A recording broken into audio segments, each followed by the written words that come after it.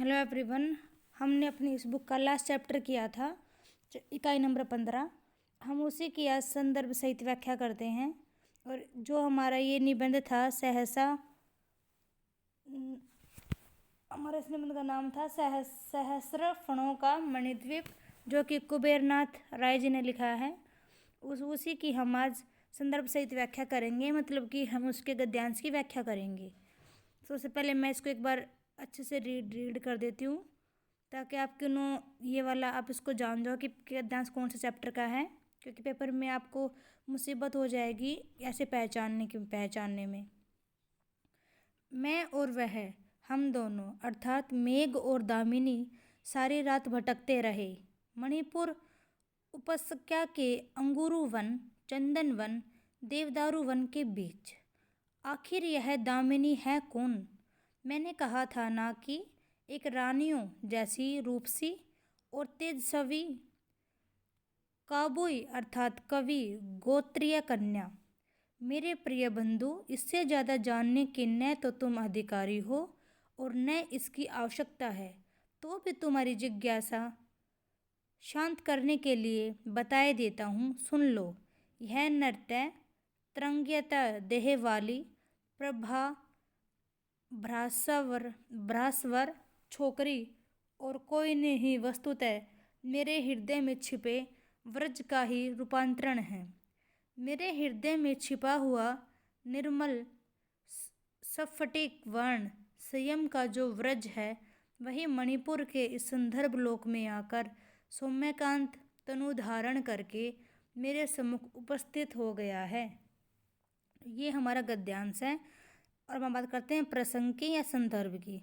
तो पता ही आपको, लेखक का नाम कुबेरनाथ राय और निबंध का नाम सहस्त्र फणों का मणिद्वीप।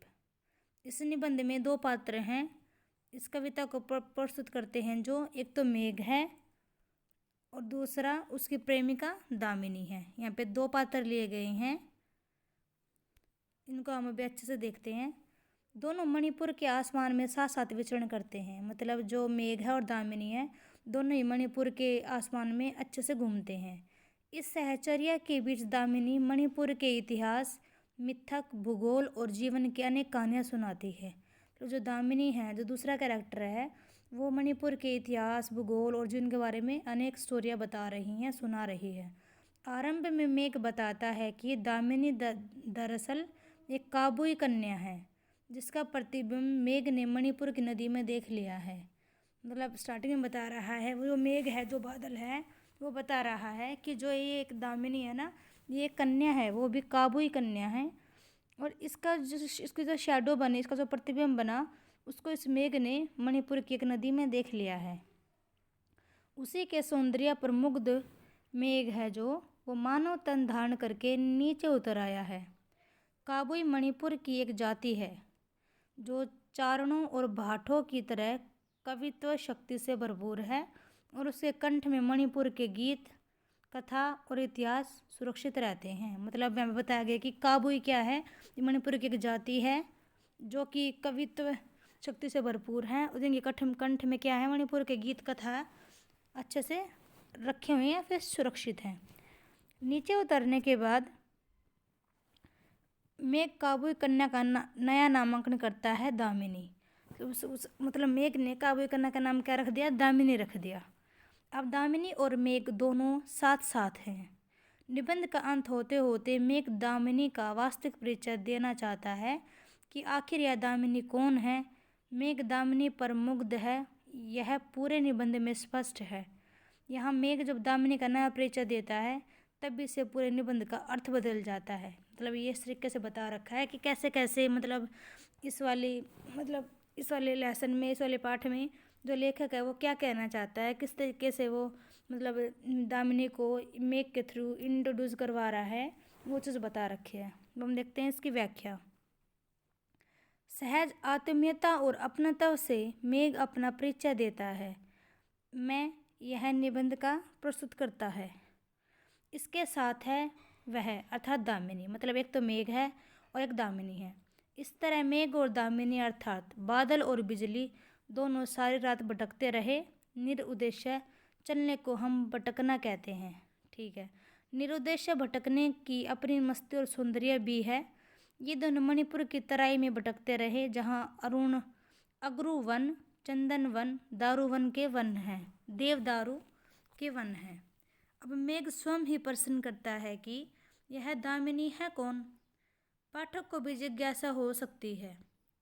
लेखक के मन में भी चाहत है कि मेघ काबुई कन्या दामिनी के अर्थ संदर्भ का उद्घाटन करे। तब लेखक भी चाहता है कि मेघ जो है वो बताए कि दामिनी जो है वो काबुई कन्या है, तो उसके बारे में वो अच्छे से बताए। यह दामिनी रानियों जैसी सुंदर है और साथ ही उसके व्यक्तित्व में दीप्तमान आभा है। मतलब कि जो ये दामिनी है ये बहुत ही सुंदर है। यह काबुई कन्या है, परंतु यह दरअसल कवि गोत्रीय कन्या है, अर्थात कवि ने इसे जन्म दिया है।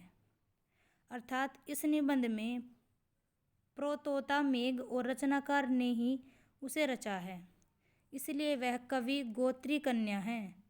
उस कन्या को कोई लौकिक व सामाजिक गोत्र या पहचान नहीं है। वह जो भी है मेघ की बंधु है, मित्र है।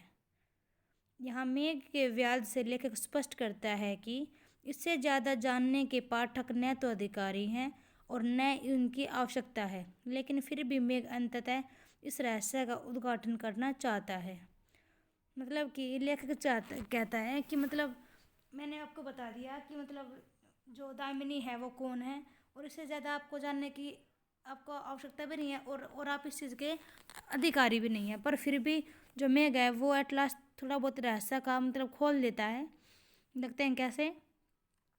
इस प्रक्रिया में जो ही वह दामिनी की चर्चा करने लगता है, उसके सौंदर्य पर पुनः मुग्ध हो जाता है। वह नृत्य की तरंगों में लहराती हुई देह वाले सूर्य के समान तेजवान चेहरे वाली कन्या, जिसे मेघ ने आत्मीयता से देशज शब्द छोकरी के रूप में संबोधित किया, और वह और कोई नहीं है, वह वास्तविक लोक की कन्या तो है, वह है ही नहीं। मतलब वास्तविक लोक की कन्या वो नहीं है, उसे तो बनाया गया है। अभी तो मेघ के हृदय में छिपे व्रज का ही रूपांतरण है, क्योंकि मेघ उसको चाहने लगा है दामिनी को, तो इसलिए मेघ के हृदय में छुपी हुई है वो। मेघ ने ही उसे रूपांतरित होने दिया है।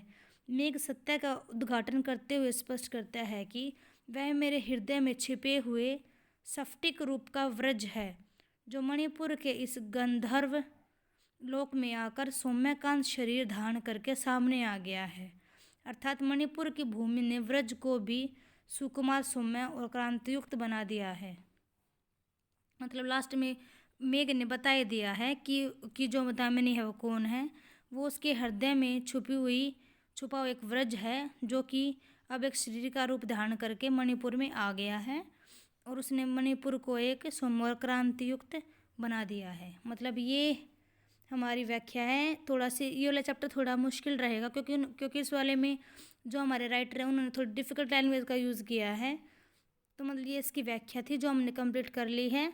इसके बाद मैं एक वीडियो और डालूँगी जिसमें कि इस वाली बुक के लास्ट में बहुत सारे गद्यांश दे रखे हैं, और मेरे जहाँ तक मेरा आइडिया इन्हीं में से गद्यांश आएगा, तो एक बार हम उनको एक बार देख लेंगे थोड़ा सा, तो हमको अच्छे से ध्यान में हो जाएगा कि हम उसको अच्छे से कर पाएंगे एग्ज़ाम में। इसीलिए ये वाला कंप्लीट हो जाता है ये वाला। Thank you everyone.